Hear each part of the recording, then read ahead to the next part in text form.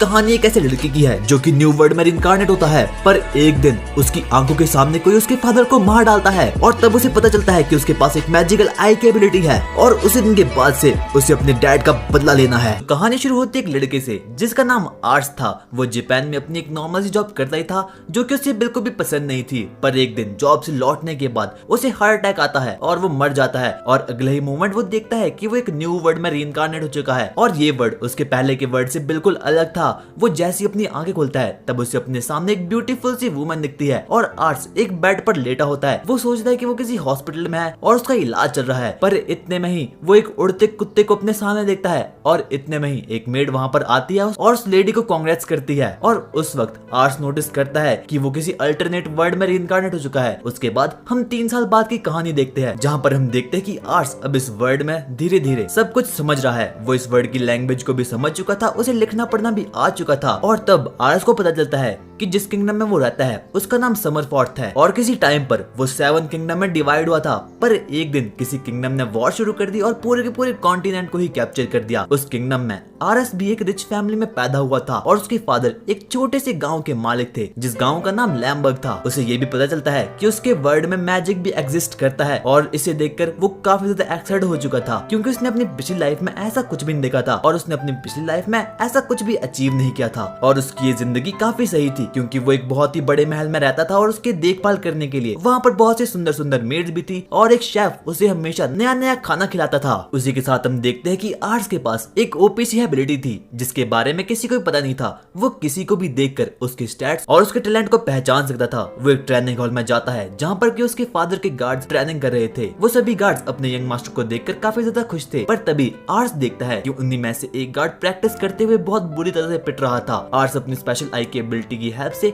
उसके टैलेंट को पहचानने की कोशिश करता है और तब वो देखता है कि उस गार्ड की एबिलिटी स्फीयर चलाने में डी रैंक की है और वहीं एरो चलाने में बी रैंक की है। आर्स जल्दी से उस गार्ड के पास जाता है और उसे पूछता है कि क्या उसने कभी आर्चरी को ट्राई किया है और वो गार्ड ना में जवाब देता है, पर आर्स उसे आर्चरी करने के लिए कन्विंस करता है। उसके बाद वो गार्ड एक एरो को शूट करता है और वो एरो एकदम बिल्कुल सेंटर में जाकर लगता है। सबको ये लग रहा था कि एक तुक्का था और उसके बाद वो गार्ड्स और भी एरो को शूट करना चालू कर देता है और सभी के सभी एरोज सेंटर में ही लग रहे थे और इसे देखकर वो बाकी के सभी गार्ड्स काफी ज्यादा शॉक्ड हो चुके थे। वो सभी के सभी गार्ड्स आर्स के पास आते हैं और उसे पूछते हैं कि आपने ये कैसे किया, पर आर्स अपनी इस एबिलिटी को रिवील नहीं करना चाहता था। तो वो सबको कहता है और इस स्किल में बस एक ही दिक्कत थी कि आर्स अपने खुद के स्टैट्स और टैलेंट को कभी भी देख नहीं पाता था। उसके बाद हमें रात का सीन दिखाया जाता है जहाँ पर हम देखते हैं कि आर्स अपने डैड के साथ डिनर कर रहा था। वो मैजिकल आई की एबिलिटी से अपने डैड के स्टैट्स को चेक करता है और तब उसे रियलाइज होता है कि उसके डैड कितने खतरनाक इंसान है। वो एक एस रैंक के फाइटर थे और वो अपने एक ही हाथ का यूज करके लगभग 10 बी रैंक के सोल्जर्स को मार सकते थे। आर्स के डैड उससे पूछते हैं कि क्या उसी ने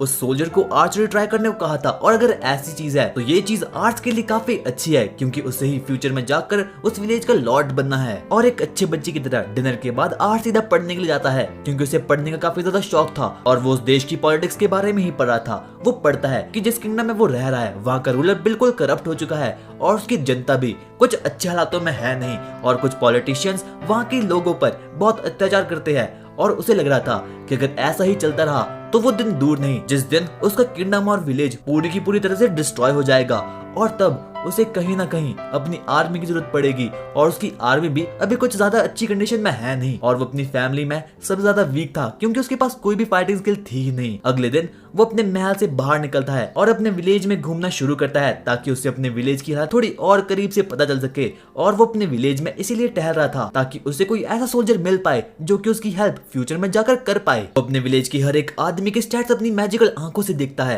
पर उसे ऐसा कोई भी नहीं मिल रहा था जो कि ज्यादा ताकतवर हो और ज्यादातर लोग तो लगभग डी रैंक के थे, यानी कि उनका कोई भी काम नहीं था। अब वो बहुत ज्यादा थक चुका था और उसकी आंखों से भी अब आंसू बह रहे थे और इसीलिए वो एक जगह जाकर बैठ चुका था क्योंकि उसने अपनी एबिलिटी का कुछ ज्यादा ही इस्तेमाल कर दिया था। इतने में ही वो देखता है कि एक लेडी एक बच्चे को उसके घर से मारकर बाहर भगा रही थी और वो लड़का भी काफी बुरी कंडीशन में था और वो बाकी लोग भी उसे बहुत ज्यादा नफरत कर रहे थे क्योंकि उसका स्किन कलर बाकी से थोड़ा अलग था। वो लड़का काफी दिनों से भूखा था और इसीलिए वो एक जगह पर आकर बैठ चुका था। आर्स उसके पास जाता है और उसे एक ब्रेड का पीस ऑफर करता है और इसे देखकर वो लड़का काफी ज्यादा सरप्राइज हो चुका था, क्योंकि आज से पहले उसके साथ इतना अच्छा बिहेवियर भी किसी ने किया ही नहीं था। उसके बाद आर्स अपनी मैजिकल आई की एबिलिटी की हेल्प से उस लड़की के स्टैट्स को चेक कर और वो देखकर काफी ज्यादा शॉक्ड हो चुका था, क्योंकि उस लड़के के पास बहुत सी एस रैंक की स्किल्स थी और वो लगभग उसके फादर यानी कि लॉर्ड ड्रेवन के ही बराबर का था। उसके बाद आर्स उस लड़के को, जिसका नाम रिट्स था, एक बॉडीगार्ड की जॉब ऑफर करता है और बदले में उसे हर दिन बहुत ही अच्छा खाने को मिलेगा। आर्स रिट्स को अपने घर ले जाता है और उसे बहुत ही बढ़िया सा खाना ऑफर करता है। उसके बाद रिट्स आर्स को बताता है कि वो बचपन में बहुत से सोल्जर के साथ काम कर रहा था, पर एक लड़ाई में उसके सभी के सभी साथी मारे गए और वो अकेला बच गया। आर्स रिट्स के लिए बहुत बुरा फील कर रहा था और वो उसे अपने फादर के पास जाता है और कहता है कि मुझे इसे एज अ बॉडीगार्ड हायर करना है, ये कुछ भी नहीं कर सकता। उसके बाद आर्स अपने फादर को बहुत कन्विंस करने की कोशिश करता है और लॉर्ड ड्रेवन कहते हैं कि मैं इसे सिर्फ और सिर्फ एक ही मौका दूंगा और अगर इसने मुझे बैटल में हरा दिया तो मैं इसे जॉब पर रख लूंगा। आर्स ये सुनकर काफी ज्यादा डर चुका था, क्योंकि उसे पता था कि उसके फादर इस पूरे के पूरे world one of the greatest swordsman में से एक है और उन्हें इस पूरे के पूरे विलेज में कोई भी हरा नहीं सकता। और उसके बाद वो तीनों बैटलफील्ड में आ जाते हैं और लड़ना शुरू कर देते हैं और रेवन रिट्स को रूल बताता है कि अगर उसने रेवन को एक भी हिट मार दिया तो वो उसे जॉब पर रख लेगा। टाइमर शुरू होता है और रेवन रिट्स पर भागते भागते एक बहुत जोरदार अटैक करता है, पर रिट्स उसे जैसे तैसे करके डॉज कर लेता है और रिट्स को रियलाइज होता है कि अगर इस वुडन स्वॉर्ड का अटैक भी उसे लग जाता तो वो मर जाता। रेवन रिट्स पर बहुत से अटैक करना शुरू कर देता है और रिट्स उन्हें डॉज करने के अलावा कुछ कर ही नहीं पा रहा था। इसे देखकर वो बाकी लोग काफी ज्यादा शॉक्ड हो चुके थे, क्योंकि इतने देर तक भी आज तक लॉर्ड रेवन के सामने कोई टिक नहीं पाया था। और इसी बीच रेवन का एक जोरदार अटैक रिट्स को लगता है और वो सीधा जमीन पर गिरता है और इतने में ही रिट्स फिर से खड़ा उठ और वो जल्दी से रेवन के पीछे जाकर सनराइज की हेल्प से, पर इसके बावजूद भी रेवन उस अटैक को बहुत आराम से ब्लॉक कर देता है। रेवन रिट्स की फाइटिंग स्किल को देखकर काफी ज्यादा इंप्रेस हो चुका था और वो उसे जॉब पर रखने के लिए एक्सेप्ट कर देता है। रिट्स अपनी एक यूनिफॉर्म पहनता है और उसी दिन के बाद से वो आर्स की हेल्प करना भी शुरू कर देता है और उसके बाद वो सबसे पहले आर्स को थैंक्स बोलता है, क्योंकि आर्स ने उसके लिए बहुत कुछ किया था। और अब कुछ महीनों बाद हम देखते हैं कि रिट्स उस किंगडम में आर्स की मदद करता है और वहां के सोल्जर्स को फाइटिंग प्रैक्टिस देता है। उसी के साथ साथ हम देखते हैं कि अब आर्स और रिट्स दोनों ही साथ मिलकर पढ़ाई भी करते हैं। वो अपने किंगडम की हिस्ट्री में जानते हैं कि किसी टाइम पर समरफॉर्ड किंगडम बहुत पावरफुल होता था, पर अब ऐसा बिल्कुल भी नहीं है और क्या पता फ्यूचर में जाकर इस किंगडम को बहुत परेशानियों का सामना करना पड़ सकता है, क्योंकि अब ओल्ड किंग मर चुका है और नया किंग सिर्फ 8 साल का है जो बहुत घमंडी है। और अब आर्स को रियलाइज होता है कि उसे अपने ही कुछ टैलेंटेड आदमियों की आर्मी बनानी होगी जो कि उसकी हेल्प फ्यूचर में जाकर कर सके। और उसके बाद आर्स और रिट्स अपने विलेज में कुछ ऐसे आदमियों को ढूंढने के लिए जाते हैं जिनमें कि लड़ने का काफी ज्यादा टैलेंट है और रेवन उन्हें कहता है कि अगर उन्हें अपनी आर्मी को और ज्यादा स्ट्रॉन्ग बनाना है तो उन्हें एक मेज को ढूंढ कर लाना होगा, क्योंकि आर्स को पता था इस पूरे के पूरे किंगडम में किसी के पास भी कोई मैजिकल पावर है ही नहीं और मेजेस काफी ज्यादा पावरफुल होते हैं। आर्स और रिट्स अपनी पड़ोसी किंगडम में कुछ टैलेंटेड मेजेस को ढूंढने के लिए जाते हैं और वो किंगडम आर्स के किंगडम से काफी ज्यादा वेल्थी था और आर्स और रिट्स अपनी जर्नी को शुरू करते हैं, पर उन्हें ऐसा कोई भी नहीं मिलता जिसका स्किल लेवल ए या फिर एस क्लास का है। उसके बाद वो दोनों थक हार कर एक फाउंटेन के पास रुक जाते हैं। अब वो गलियों से गुजर रहे थे कि इतने में आर्स दिखता है कि उस सिटी में भी बहुत से गरीब लोग थे। टाइम बाद वो सिटी की मैन मार्केट जा पहुंचते हैं और वहीं उन्हें एक आदमी दिखता है जो कि ड्रैगन एग्स बेच रहा था, पर वो बिल्कुल इलीगल था और इसीलिए वो लोग वहां से निकल जाते हैं। और अब वो लोग लंच कर ही रहे थे कि इतने में आर्स के सामने से एक लड़की गुजरती है जो कि एक चोर थी और उसने आर्स के कुछ पैसों को चोरी कर लिया था और अब वो वहां से भागने वाली थी। रिट्स जल्दी से आर्स को उठाता है और चोर के पीछे भागना शुरू कर देता है। वो चोर एक गली में जाती है, पर तभी हम देखते हैं कि उस लड़की को कुछ गुंडों ने चारों तरफ से घेर लिया है और उनमें से एक चोर उस लड़की को एक बहुत जोरदार पंच मारता है, जिसकी वजह से वो लड़की जमीन पर गिर जाती है। वो लोग आर्स और रिट्स पर भी अटैक करना शुरू करते हैं, पर रिट्स उनसे काफी ज्यादा पावरफुल था और वो उन लोगों को एक एक कर मारना शुरू करता है। आर्स अपनी मैजिक आई से देखता है कि उस लड़की के स्टैट्स काफी ज्यादा खतरनाक है, क्योंकि उसके पास एस रैंक की मैजिकल स्किल्स है, यानी कि वो लड़की एक काफी पावरफुल मेज। आर्स उसे जल्दी से अपनी टीम ज्वाइन करने का ऑफर देता है और उसे कहता है कि अगर तुम मेरी टीम में आओगी तो मैं तुम्हें बहुत ही अच्छी खासी सैलरी दूंगा। पर उस लड़के के हिसाब से, जिसका नाम शार्लेट था, सभी रिच आदमी बहुत बुरे होते हैं और इसीलिए वो आर्स के ऑफर को मना कर देती है। इतने में उस लड़की के पास बहुत से ऑर्फन बच्चे आ जाते हैं और आर्स को देखकर काफी ज्यादा बुरा लगता है, तो वो उसे अपने पूरे के पूरे पैसे दे देता है। उस रात आर्स सोचता है कि क्या वो फिर से कभी ऐसे टैलेंट को ढूंढ भी पाएगा या फिर नहीं। इतने में ही उसकी नजर कुछ ऑर्फन बच्चों पर पड़ती है जो कि चिल्ला रहे थे आर्स उनके पास जाता है और उनसे कहता है कि क्या हुआ, और वो ऑर्फन बच्चे उसे पूरी की पूरी बातें बताते हैं कि आखिरकार कैसे कुछ लोगों ने मिलकर उस थीफ गर्ल को अपने साथ ले गया है और उस लड़की का नाम शार्लेट था। इतने में ही हम देखते हैं कि उन चोरों ने शार्लेट को एक बहुत ही बड़े रूम में ले आया है और उन लोगों का मकसद सिर्फ और सिर्फ एक ही था कि उन्हें किसी भी हालत में शार्लेट को एक नए मालिक को बेचना है और उसके बदले में उन्हें थोड़े बहुत पैसे मिल जाएंगे। वो लोग उसे बहुत पीट रहे थे, पर तभी उनका बॉस कहता है कि तुम इसे कितना भी मारो, मुझे कुछ फर्क नहीं पड़ता, बस इसके फेस को कुछ नहीं होना चाहिए, क्योंकि हमारे कस्टमर को इसका फेस बिल्कुल सही सलामत चाहिए। इन चोरों को शार्लेट के पास में से एक वॉलेट मिलता है, पर इतने में शार्लेट कोशिश करती है उस वॉलेट को अपने साथ ले जाने की और कोशिश करती है वहां से भाग जाने की, पर इतने में ही उनमें से एक चोर शार्लेट को एक जोरदार पंच करता है, जिसकी हेल्प से वो वहीं जमीन पर गिर जाती है। वो लोग उसे कह रहे थे कि कोशिश करना बेकार है, क्योंकि अगर तुम यहाँ से निकल भी गई तो भी तुम्हें अपनी पूरी की पूरी लाइफ एक स्लेव बनकर ही गुजारनी होगी। पर इतने में ही उस रूम का डोर खुलता है और हम देखते हैं कि रिट्स और आरस भी वहाँ पर आ चुके हैं और रिट्स बारी बारी करके उन लोगों को पीटना शुरू कर देता है। इतने में उनका बॉस कहता है कि मुझे इसके बारे में कुछ बात करनी है। आरस जल्दी से शार्लेट के पास जाता है और उसे कहता है कि क्या वो बिल्कुल ठीक है या फिर उसे कुछ चोट आई है। आरस बॉस से कहता है कि वो जल्दी से शार्लेट को फ्री कर दे, और इस पर वो बॉस कहता है कि मैं कुछ भी गलत नहीं कर रहा और इस किंगडम में ये चीजें बिल्कुल एकदम लीगल है। उसके बाद आरस फिर से 4 के स्टैट्स को चेक करता है और वो देखता है कि उसके एम्बिशंस एक है, यानी कि उसका कोई भी फ्यूचर गोल है ही नहीं। उसकी स्पिरिट पूरी की पूरी तरह से टूट चुकी है। पर आरस एक बढ़िया सी स्पीच देता है और शार्लेट के आंखों से आंसू बहने लगते हैं और उसे याद आती है अपनी पुरानी लाइफ की। वो अपनी पूरी की पूरी लाइफ में ऐसी कभी भी रोई नहीं थी। जब से वो छोटी थी हमेशा से उसे अकेले ही रहना पड़ा और उसकी मदद करने के लिए तब वहां पर कोई भी खड़ा नहीं था। उसे एक वक्त के खाने के लिए भी बहुत स्ट्रगल किया है और ना चाहते हुए भी एंड में जाकर उसे चोरी ही करनी पड़ी। और आरस को देखकर वो काफी ज्यादा इमोशनल हो चुकी थी, क्योंकि अपनी लाइफ में पहली बार उसके साथ कोई खड़ा था। और इतने में वो स्लेवर बॉस अपने कुछ गुंडों को वहां पर बुला देता है और कहता है, ओए बहुत हो गया तुम्हारा ड्रामा, अब मुझे चुपचाप अपना काम करने दो। पर रेड्स उन सभी गुंडों से काफी ज्यादा ताकतवर था और वो एक एक करके सभी को पीटने लगता है। और इतने में ही वो स्लेवर बॉस एक जायंट ह्यूमन को बुलाता है और वो स्लेवर उस जायंट को पूरी की पूरी सिचुएशन बताता है। और उसके बाद से ही वो जायंट काफी ज्यादा गुस्से में आ चुका था और वो रेड्स पर अपनी पूरी की पूरी पावर से अटैक करता है। पर रेड्स एक एस रैंक का फाइटर था और वो लिटरली एक ही शॉट में उसे पीट देता है। और अब उस बॉस की पूरी तरह से फट चुकी थी और वो उन लोगों को बताता है कि वो जो कुछ भी कर रहा है वो पूरी की पूरी तरह से लीगल है,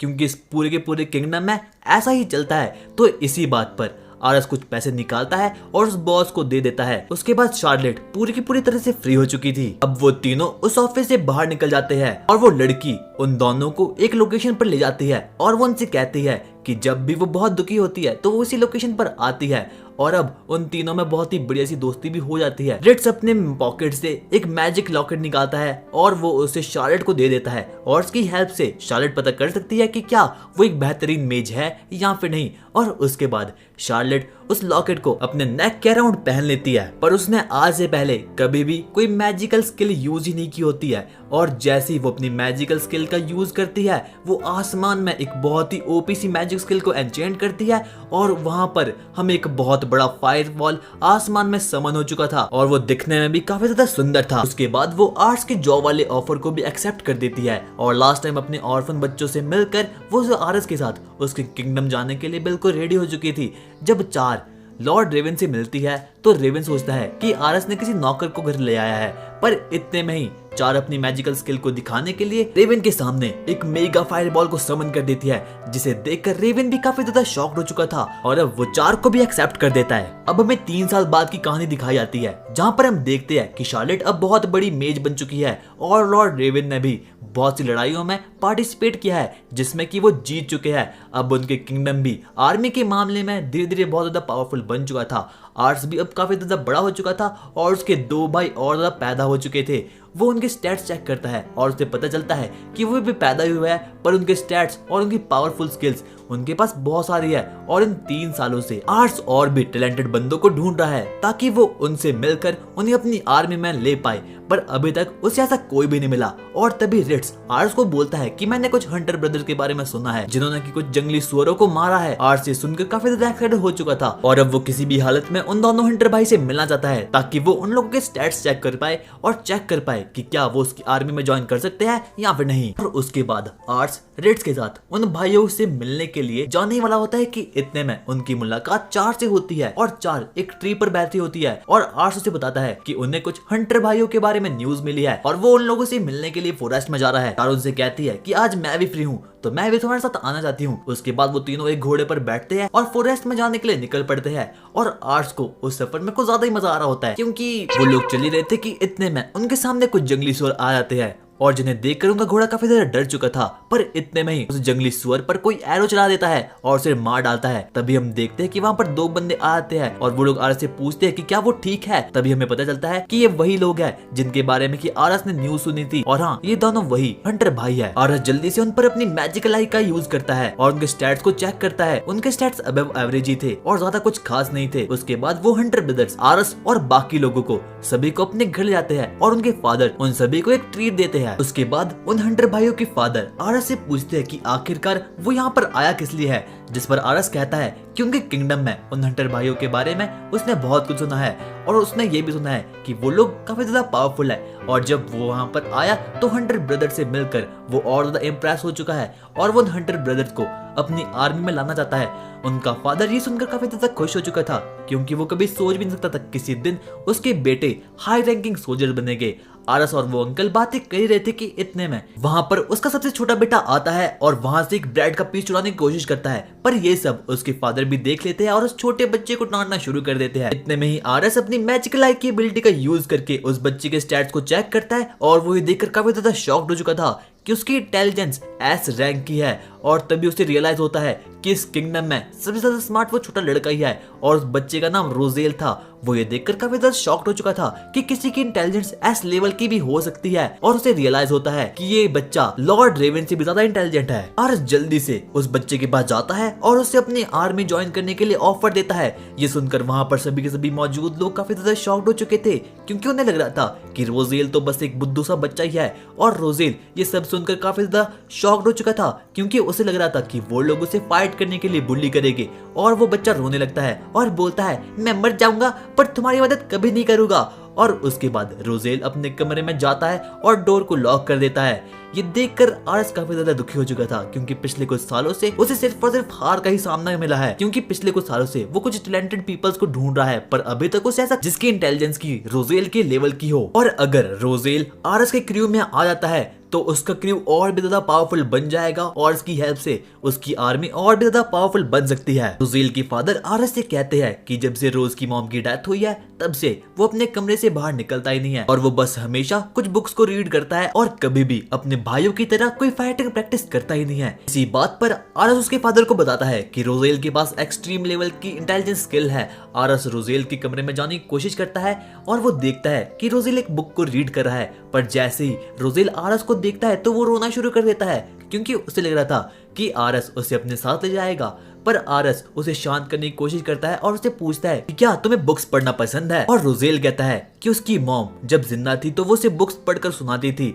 पर उनके पास सिर्फ और सिर्फ एक ही बुक अवेलेबल है तो वो उस बुक को हमेशा पढ़ता है जब भी उसे अपनी मॉम की याद आती है। आरस उसे कहता है कि उसके घर में एक बहुत बड़ी लाइब्रेरी है जिसमें कि हर टाइप की तुम्हें बुक मिल जाएगी। इसी बात को सुनकर रोजेल आरस के साथ जाने के लिए बिल्कुल तैयार हो चुका था। अगले ही सीन में हम देखते हैं कि रोजेल 2 हंटर भाई आरस के साथ उसके घर जाने के लिए बिल्कुल तैयार हो चुके थे और उसके बाद ही वो सभी के सभी लोग आरस के घर पहुंच चुके थे। उसके बाद वो रोजेल को एक लाइब्रेरी मिल जाता है जहाँ पर उसे हर टाइप की बुक मिलेगी और वो लाइब्रेरी काफी ज्यादा बड़ी होती है। उसके बाद रोजेल भी बहुत सी बुक्स पढ़ना शुरू कर लेता है और आरस उसे कहता है कि मुझे भी कुछ बुक्स को पढ़ना है तो मैं तुमसे सीधा शाम को मिलूंगा। और उसके बाद पढ़ते पढ़ते ही आरस सो जाता है और उसकी आंख सीधा क्या सीधा शाम को खुलती है। और जब आरस लाइब्रेरी में आता है तो वो देखता है कि रोजेल सो रहा है और उसने लगभग 50 से भी ज्यादा बुक्स को लगभग 1-2 घंटे में ही पढ़कर खत्म कर दिया है। और उसके बाद रिट्स आरस को बताता है कि लड़का बहुत ही ज्यादा इंटेलिजेंट है क्योंकि किसी भी न्यू वर्ड को सीधा ही सीख जाता है और उसकी लर्निंग स्किल भी काफी ज्यादा क्रेजी है। आरस फिर से उस बच्चे के स्टैट्स को चेक करता है और वो देखता है कि उसके स्टैट्स पहले से थोड़े ज्यादा और इंक्रीज हो चुके हैं। और ये बात बहुत ज्यादा क्रेजी थी क्योंकि कोई भी नॉर्मल ह्यूमन के लिए ऐसा करना बिल्कुल भी संभव नहीं था। और इतने में ही वो 2 हंटर भाई भी वहां पर पहुंच जाते हैं और रोजेल पर हंसना शुरू कर देते हैं कि वो उन बुक्स को पढ़ भी नहीं सकता पर फिर भी वो उस लाइब्रेरी में क्या कर रहा है कि उनकी फैमिली में सिर्फ और सिर्फ उनकी मॉम ही थी जिन्हें की कुछ पढ़ना लिखना आता था। और उसके बाद हम देखते हैं कि रोजेल भी अब उठ चुका है और आरस रोजेल से क्वेश्चन करता है कि उसे तो कुछ पढ़ना भी नहीं आता और फिर भी वो उन बुक्स को कैसे पढ़ लेता है। रोज आर्स को बताता है कि जब उसकी मॉम उसे पढ़कर कुछ सुनाती थी तो वो उसे समझ लेता था, और ऊपर से रोजेल ये भी कहता है कि उसे हर एक चीज याद है जो भी उसके साथ बचपन से होती आ रही है। और इस बात को सुनकर वहाँ पर सभी के सभी लोग काफी ज्यादा शॉक्ड हो चुके थे, क्योंकि रोजेल अभी सिर्फ और सिर्फ कुछ 4-5 साल का ही था और ये बच्चा इतना ज्यादा इंटेलिजेंट था। उसके बाद हम देखते हैं कि रोजेल आरस के साथ एक जंगल में जाता है और वहाँ पर वो एक ट्रैप सेट करता है, क्योंकि उसे अपने फादर को ये प्रूव करवाना था कि वो भी कुछ कर सकता है। उसके बाद हम देखते हैं कि रोजेल ने कुछ जंगली सुअरों को पकड़ने के लिए जंगल में एक बहुत बड़ा ट्रैप बनाया है, जिसमें कि बहुत से जंगली सुअर ऑलरेडी फंस चुके थे, और उसने इसे इसलिए क्रिएट किया था ताकि वो अपने फादर को ये दिखा पाए कि वो भी किसी काम का है। उसके बाद रोजेल एक्सप्लेन करता है कि उसने देखा है कि मेल सुअर येलो कलर से बहुत ज्यादा गुस्सा होते हैं, तो इसीलिए उसने एक हैंगिंग डोर को येलो कलर से पेंट किया है, और जब बोर उसे हिट करके उस ट्रैप के अंदर फंस जाते हैं तो वो बाहर निकल ही नहीं पाते। और उसी के साथ उसने कुछ फ्लावर्स को भी उस गेट की बाउंड्री में लगाया है ताकि फीमेल सुअर और बच्चे उस ट्रैप से बाहर निकल पाए, और उसकी हेल्प से उनकी पॉपुलेशन भी कंट्रोल में रहेगी। पर अभी भी उसके फादर बस उसे डांटते ही है, और अब रात होती है और हम देखते हैं कि रोजेल एक रूम में अकेला बैठा था और उसके मन में बहुत से नेगेटिव थॉट्स चल रहे थे, जैसे कि उसकी मॉम की डेथ उसके कारण हुई है, क्योंकि उसके बर्थ के बाद से ही उसकी मॉम काफी ज्यादा बीमार हो चुकी थी। इतने में ही वो सुनता है कि उसके ब्रदर्स और उसके फादर कुछ बात कर रहे थे, और उसके ब्रदर्स उसके फादर से ये पूछ रहे थे कि आखिरकार वो रोजेल को हमेशा डांटते ही क्यों है। और इस बात को उनके फादर रोते हुए एक्सप्लेन करते हैं और कहते हैं कि मैं ऐसा इसलिए कर रहा हूँ ताकि रोजेल मुझसे गुस्सा करना और मुझसे हेट करना चालू कर दे, और उसे ऐसा लगना चाहिए कि उसे अपने डैड की कोई भी जरूरत नहीं है। और उसके बाद रोजेल लॉर्ड रेवन के किंगडम में चला जाए ताकि वहाँ वो ग्रो कर पाए और उसकी लाइफ अच्छे से कट सके। ऐसा सुनकर रोजेल को काफी ज्यादा बुरा लगता है और वो रोने लगता है, क्योंकि ये सब कुछ उसके फादर सिर्फ और सिर्फ उसी के लिए कर रहे थे। अगली ही सुबह हम देखते हैं कि आरस उन 2 हंटर भाइयों को लेने के लिए उनके घर पहुंच चुका था, और वो सोच रहा था कि रोजेल तो उसके साथ जाने के लिए कभी भी एग्री नहीं करेगा। पर इतने में ही रोजेल अपना सामान पैक करके अपने घर से बाहर आता है, और वो अपने डैड से कहता है कि वो उनसे कभी भी हेट नहीं कर सकता, और एक दिन वो जरूर एक बहुत ज्यादा पावरफुल मैन बनकर लौटेगा। ये सुनकर रोजेल के डैड काफी ज्यादा इमोशनल हो चुके थे, और उसके बाद वो सभी के सभी लोग रोने लगते हैं, और उसके बाद वो सभी के सभी लोग आरा के साथ उसके किंगडम जाने के लिए बिल्कुल रेडी हो चुके थे। कहानी शिफ्ट होती है सीधा 3 साल बाद में। हम देखते हैं कि आरस के डैड काफी ज्यादा बीमार पड़ चुके थे, और आरस अपने डैड को किसी भी वॉर में पार्टिसिपेट करने से मना करता है। पर इतने में ही रेवन आरस से कहता है कि आज उसकी फियांसे यानी कि उसकी होने वाली वाइफ उसके कैसल आने वाली है। ये सुनकर आरस काफी ज्यादा शॉक्ड हो चुका था, क्योंकि उसे ऐसी कुछ चीजों के बारे में पता ही नहीं था। उसके डैड उससे ये भी कहते हैं कि मैं तुम्हें बताना भूल गया कि तुम्हारी एंगेजमेंट तुम्हारे बर्थ से भी पहले हो चुकी है। आरस जल्दी से अपने फ्रेंड्स के पास जाता है और उन्हें वो पूरी की पूरी बातें बताता है। वो काफी ज्यादा टेंशन में था, क्योंकि उसे ये तो पता ही नहीं था कि उसकी कोई फियांसे भी है, और अब वो उसे देखने के लिए भी आ रही है। उसकी फियांसे गेट के पास आ चुकी थी, और आरस जल्दी से उसे पिक करने के लिए गेट के पास निकल जाता है, क्योंकि उसकी अपनी पास्ट लाइफ में कोई भी गर्लफ्रेंड नहीं थी, और इसीलिए वो काफी ज्यादा नर्वस भी हो रहा था। वो लड़की अपना नाम लीशिया बताती है, और वो लड़की काफी ज्यादा सुंदर भी थी। आरस उस लड़की पर अपनी मैजिकल आई की एबिलिटी का यूज करता है, और वो देखता है कि लीशिया की डिप्लोमेसी 100 है और उसका एम्बिशन 80 का है, यानी कि वो लड़की काफी ज्यादा चालू है। और अब आरस को उस पर काफी ज्यादा शक भी हो रहा था कि आखिरकार लीशिया का ट्रू एम्बिशन है क्या, कहीं वो आरस को मार तो नहीं डालेगी, क्योंकि रेवन तो पहले से भी मार पड़ा है। और अब लीशिया और उसका बटलर घर के अंदर आते हैं, और उसका बटलर रेड्स को देखकर उसके बारे में बहुत बुरा भरा बोलना शुरू कर देता है। पर लीशिया अपने बटलर को बताती है कि वो कोई मामूली इंसान नहीं बल्कि एक ग्रेट फाइटर है, और इसी बात पर लीशिया का बटलर उसे माफी भी मांगता है। उसके बाद लीशिया और आरस साथ में बातें करते हैं, और तब आरस को पता चलता है कि लीशिया इतनी भी बुरी नहीं है और उसकी बातें भी काफी अच्छी है, और अगर वो उसकी हाई डिप्लोमेसी स्टैट्स को नहीं देखता तो क्या पता आरस उसे अभी तक अपनी गर्लफ्रेंड स्वीकार कर दिया था। उसके बाद आरस और लीशिया विलेज घूमने के लिए साथ में जाने लगते हैं, और विलेज के लोग उन दोनों को देखकर काफी ज्यादा खुश होते हैं, क्योंकि उन्हें पता चल चुका था कि वो लड़की उनकी फ्यूचर लॉर्ड की वाइफ होने वाली है। उसके बाद वो दोनों एक जगह जाते हैं जहाँ पर वो देखते हैं कि 2 आदमी किसी बात को लेकर लड़ रहे थे, क्योंकि उनमें से एक बंदे ने दूसरे बंदे के साथ स्कैम कर दिया था। और अब आरस को ये लग रहा था कि उसे इनके लफड़े को सॉल्व करना ही होगा, वरना लीशिया उसे एकदम बिल्कुल वीक आदमी समझेगी। पर इतने में ही शार्लेट वहां पर आ जाती है, और वो कहती है कि मैं इन पर अपने एक ही मैजिकल शॉट के हेल्प से इन्हें मार डालती हूँ और पूरा का पूरा मैटर ही क्लोज हो जाएगा। पर आरस उसे ऐसा कहने के लिए मना कर देता है। इतने में ही लिशिया आरस को कहती है कि वो इनके लफड़े को बिल्कुल एकदम निपटा देगी और उसके बाद वो लड़की उन दोनों के पास जाती है और उस लफड़े को पूरे की पूरी तरह से निपटा देती है और इसका क्रेडिट वो आरस को देती है ताकि उसकी जनता उसे और ज्यादा रिस्पेक्ट करना शुरू कर दे। और आरस को देखकर काफी अच्छा लगता है। वो दोनों वापस जाने ही लगते हैं कि इतने में लिशिया आरस से पूछती है कि उसे किस टाइप की लड़कियां पसंद है और इस क्वेश्चन को सुनकर ही आरस काफी ज्यादा ब्लश कर देता है और वो लिशिया से कहता है कि मुझे ऐसी लड़कियां पसंद है जो कि अपनी इंटेंशन को ऑनेस्टी से बिल्कुल सामने रख ले। अगले सीन में हम देखते हैं कि आरस अब सोने ही वाला होता है और वो सोच रहा था कि आखिरकार लिशिया की ट्रू इंटेंशन है क्या। और जैसे वो अपने बेडशीट को उड़ाता है वो देखता है कि लिशिया वहां पर मौजूद है और लिशिया कहती है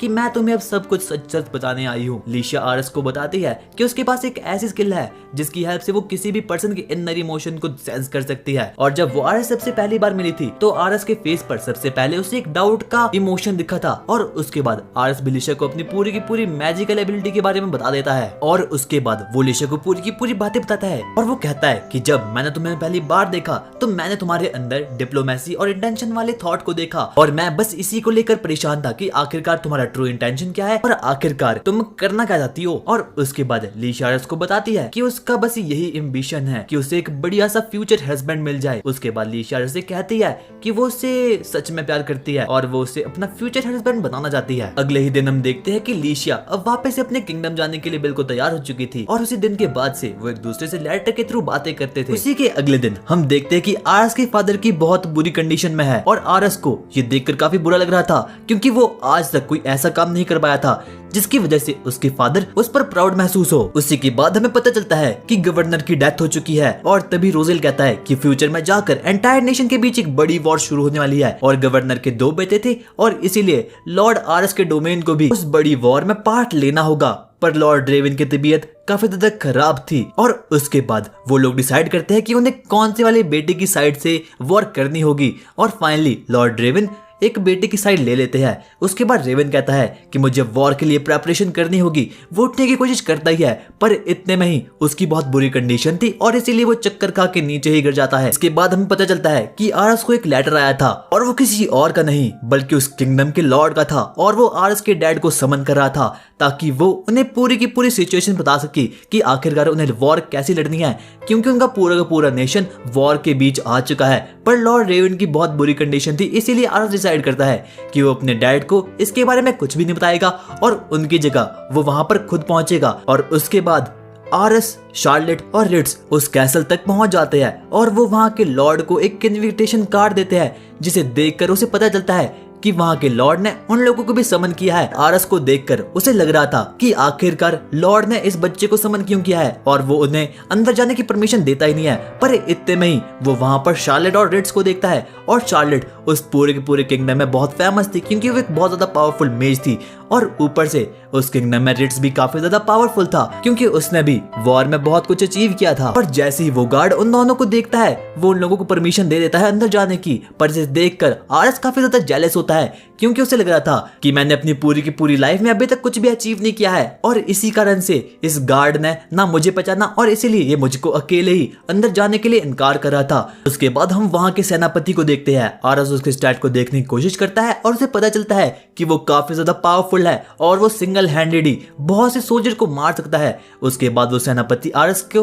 उस रूम में ले जाता है जहां पर कि उनकी मीटिंग होने वाली थी। वो दरवाजा खोलता है और अपना इंट्रोडक्शन देता है। वहां पर 2 लॉर्ड्स पहले से ही मौजूद थे और आरस ये देखकर काफी ज्यादा नर्वस था क्योंकि उसने ऐसी कभी भी सिचुएशन अपनी पूरी लाइफ में कभी भी हैंडल नहीं की थी और जो उसके सामने लोग थे वो उससे काफी ज्यादा एक्सपीरियंस थे और ऊपर से उनके पावर और स्टैट्स भी आरस से काफी ज्यादा खतरनाक थे। और इतने में ही हम देखते हैं कि एक ओल्ड आदमी आरस से कहता है कि क्या वो उसे पहचानता है क्योंकि जब से आरस छोटा था इस ओल्ड आदमी ने आरस की बहुत देखभाल की थी। और दूसरी तरफ हम देख रहे थे कि वो दूसरा आदमी आरस को कुछ ज्यादा ही गुस्से से देख रहा था, मानो ऐसा लग रहा था कि वो आरस को अभी के अभी मार डालेगा। आरस को ये तो पता भी नहीं था कि आखिरकार वो इंसान है कौन। और इतने में ही वहां पर उस किंगडम के लॉर्ड आते हैं क्योंकि जितने भी लोग वहां थे वो उसी की साइड से लड़ने वाले थे। आरस अपनी मैजिकल आई की एबिलिटी से उस लॉर्ड के स्टैट्स को देखता है और रियलाइज करता है कि ये लॉर्ड सच में ही काफी ज्यादा पावरफुल है, ये तो लॉर्ड रेवन से भी ज्यादा पावरफुल है और इसकी कुछ स्किल एस रैंक की है। और उसके बाद आर्स को ये भी रियलाइज होता है कि अगर वो सेनापति और किंग दोनों साथ मिलकर किसी भी किंगडम पर अटैक कर देंगे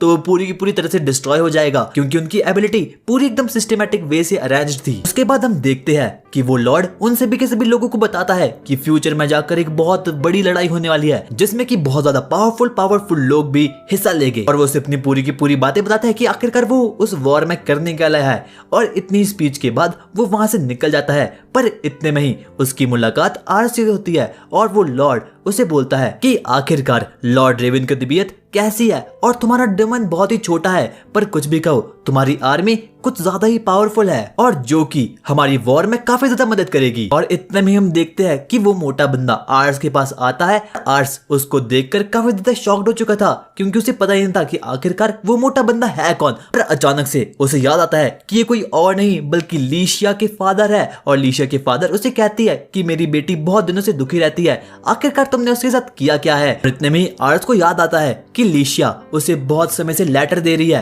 पर उसने उसकी लेटर का कुछ भी जवाब नहीं दिया है, क्योंकि लॉर्ड रेवन की तबीयत काफी ज्यादा खराब थी और इसी कारण से वो किसी भी दूसरी चीजों पे कंसंट्रेट नहीं कर पा रहा था। उसके बाद शाम होती है और आर्स अपने फादर के पास वापस जाता है और वो उसे पूरी की पूरी बातें बताता है कि आखिरकार कैसे वो उस कैसल में गया और उसने वहां पर क्या क्या किया। और उसे लग रहा था कि ये सब सुनकर लॉर्ड रेवन उस पर काफी ज्यादा गुस्सा हो गए, पर ऐसा कुछ भी नहीं होता और वो खुशी खुशी वहां से निकल जाता है। और उसके बाद उसे याद आता है कि उसे लीशिया को भी अपने लेटर लिखने थे। उसके बाद वो जल्दी से एक लेटर को निकालता है और लीशिया को अपनी पूरी की पूरी कंडीशन बताता है कि आखिरकार कैसे उसके डैड से मिला। और लॉर्ड रेवन की तबीयत काफी दिनों से खराब थी और इसी कारण से वो उसके लेटर का कोई भी जवाब नहीं दे पा रहा था। उसके बाद हम देखते हैं कि आर्स भी अब फाइटिंग प्रैक्टिस कर रहा था, क्योंकि उसे किसी भी हालत में अपने किंगडम की रक्षा करनी थी और वो किसी भी हालत में अपने किंगडम को सर्व करना चाहता था। पर वो फाइटिंग में काफी ज्यादा बुरा था और वो रिट्स के साथ प्रैक्टिस कर रहा था। पर इतने में ही आर्स रिट्स के किसी भी वार को झेल पा ही नहीं रहा था और आर्स को देखकर काफी ज्यादा डिमोटिवेट फील हो रहा था,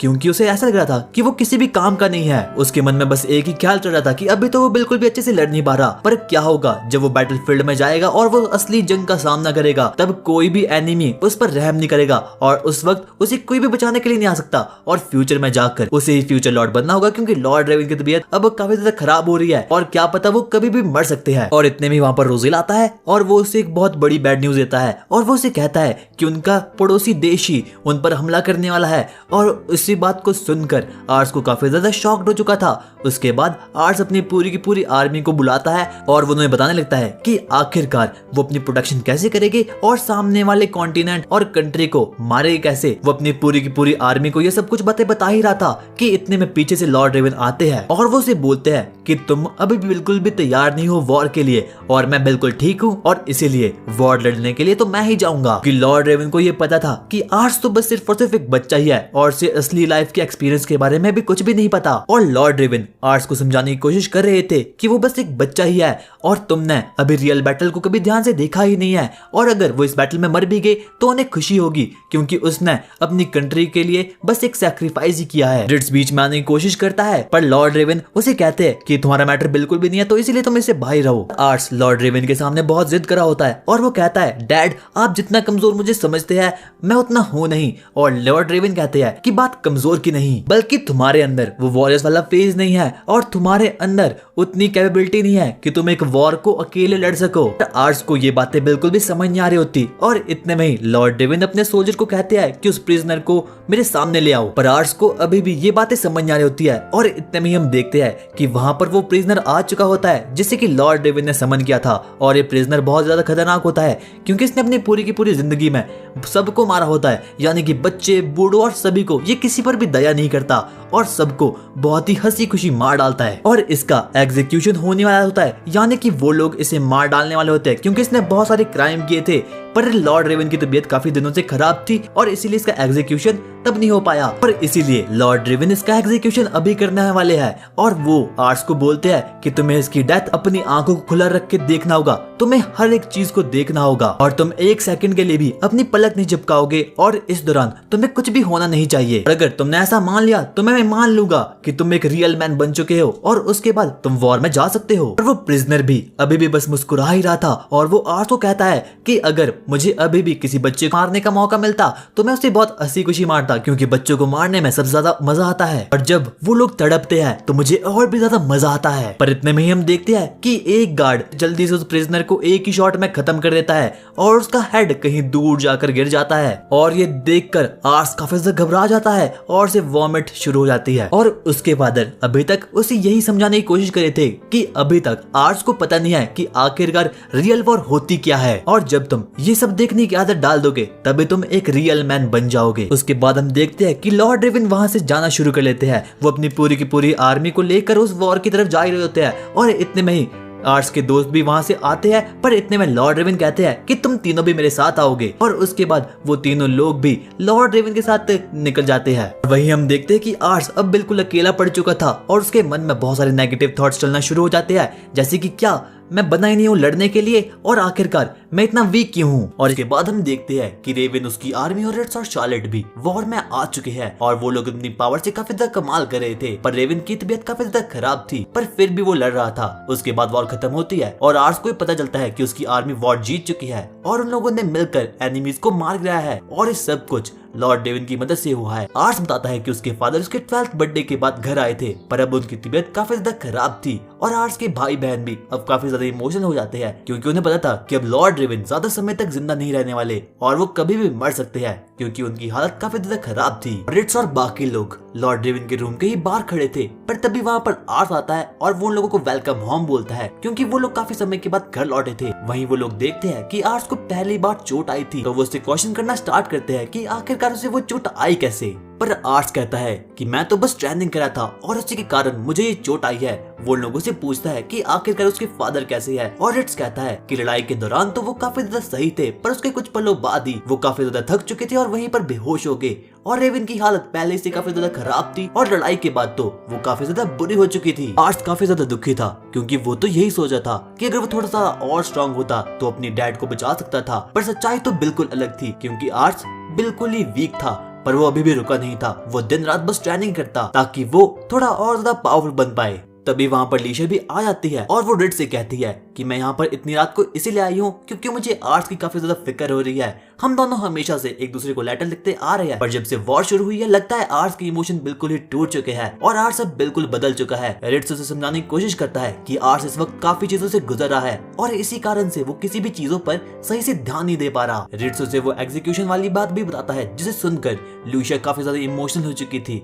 उसके बाद लूशिया ट्रेनिंग ग्राउंड जाती है और वहाँ वो देखती है कि आर्स ट्रेन कर रहा है। वो काफी बुरी तरीके से पिट रहा था, पर फिर भी वो खड़ा होता है और अपनी ट्रेनिंग कंटिन्यू करता है। और लीशिया भी आर्स की कंडीशन को देखकर काफी ज्यादा परेशान थी। उसके बाद वहाँ पर एक मेट आती है और वो कहती है कि लॉर्ड रेवन को होश आ चुका है और वो उन तीनों लोगों को यानी कि रिट्स, शार्लेट और रोजेल से बात करना चाहते हैं। अगले ही सीन में हम देखते हैं कि वो तीनों लॉर्ड रेवन के पास आ चुके हैं और लॉर्ड रेवन उन्हें कहते हैं कि मैं थोड़े समय बाद ही मरने वाला हूँ और मेरे पास ज्यादा वक्त भी नहीं है और मुझे पता है कि आर्स काफी ज्यादा वीक है, क्योंकि मैंने कभी उसे रियल बैटलफील्ड में ले ही नहीं गया ताकि मैं उसे इस क्रूल वर्ल्ड के बारे में बता सकूं। इसीलिए मैं चाहता हूं कि तुम लोग आर्स को प्रोटेक्ट करो और उसकी हमेशा हेल्प करो। ये सुनकर वो तीनों काफी ज्यादा इमोशनल हो जाते हैं। रोजेल कहता है लॉर्ड आर्स ने मेरी बहुत हेल्प की है और अगर वो ना होते तो मैं सिर्फ और सिर्फ एक मामूली बच्चा ही होता। और शार्लेट कहती है और अगर लॉर्ड आर्स ना होते तो मैं सिर्फ और सिर्फ एक स्लेव ही होती और आर्स ने मेरी लाइफ को एक नया मीनिंग दिया है। और रिट्स भी कहता है कि मैं लॉर्ड आर्स को हमेशा प्रोटेक्ट करूंगा।